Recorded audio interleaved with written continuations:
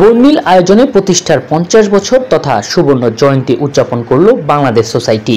New York সিটির terrace on the পার্কে চমৎকার এই অনুষ্ঠানের আয়োজন করা হয়। অনুষ্ঠানে একদিকে পুরনো সংগঠকদের শ্রদ্ধার সাথে স্মরণ করা হয়েছে, আরেকদিকে তরুণ প্রজন্মকে বাংলাদেশের সংস্কৃতিকে তুলে ধরার জন্য অনুপ্রাণিত করা হয়েছে। আমেরিকার মাটিতে লাল সবুজকে ধারণ করার প্রত্যয় ব্যক্ত করা হয়েছে সুবর্ণ জয়ন্তীর এই আয়োজনে। অনুষ্ঠানে উপস্থিত ছিলেন যুক্তরাষ্ট্রে বাংলাদেশি কমিউনিটির বিভিন্ন শ্রেণী পেশার গুণীজনেরা। এমন আয়োজন নিজেদের মধ্যে সৌহার্দ্য সম্প্রীতি বৃদ্ধি করে বলেও জানায় কমিউনিটি অ্যাক্টিভিস্ট নূর আমিন। এই ধরনের আয়োজন আমাদের অতীব প্রয়োজন, কারণ এই বাংলাদেশে যে আমাদের কালচারটা ধরে রাখার জন্য এই প্রজন্মের ছেলেরা মেয়েরা যারা আছেন তারা যেন বুঝতে পারে যে what is Bangladesh, who we are, what is our culture, and also they will involved with our language in our society.